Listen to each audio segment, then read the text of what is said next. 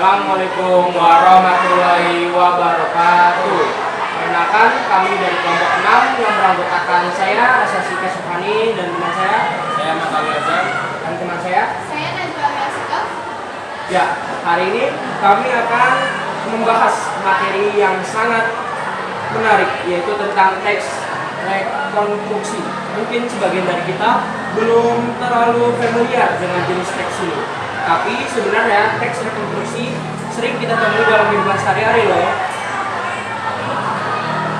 Jadi, apa itu rekonstruksi? Secara sederhana, teks rekonstruksi adalah teks yang disusun untuk menyusun kembali peristiwa, kisah, atau informasi. Berdasarkan bukti dan fakta yang tersedia, jenis teks ini biasanya kita temukan dalam laporan ilmiah, artikel sejarah, atau bahkan dalam cerita yang bersifat faktual.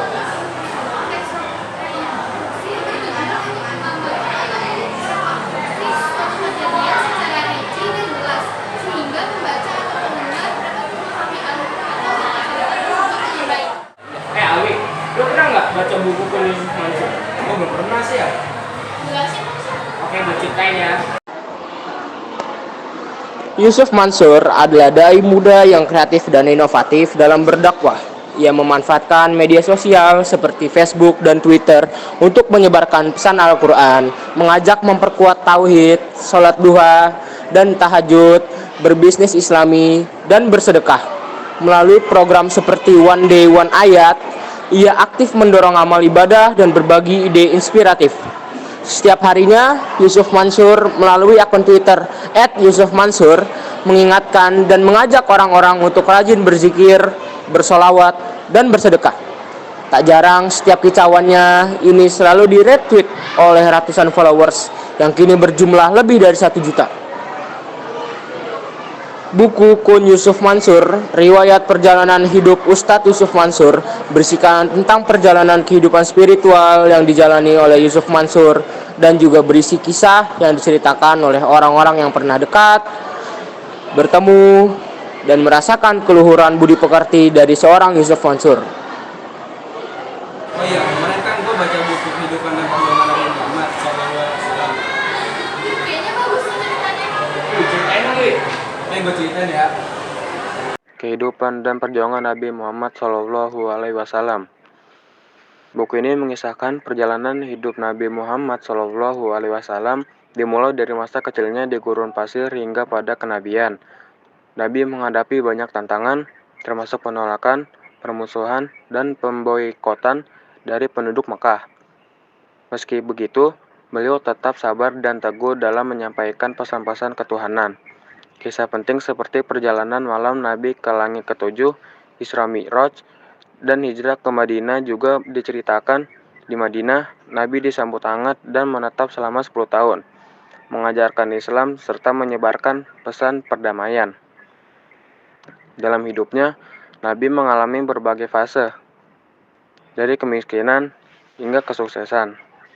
Namun, tidak pernah menyimpang dari jalan kebenaran.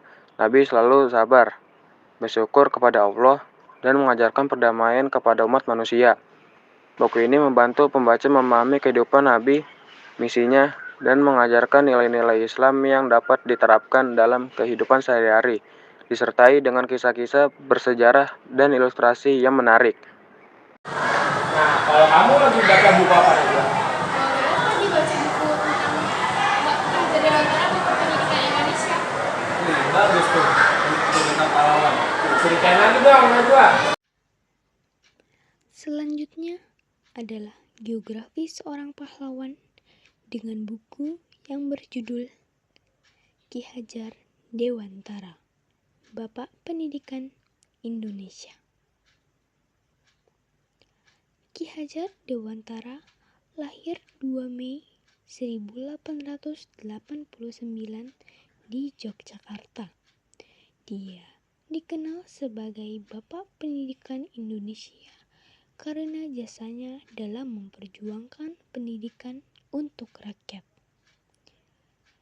Ia aktif melawan kolonialisme Belanda yang membuatnya diasingkan ke Belanda, tempat ia mempelajari sistem pendidikan.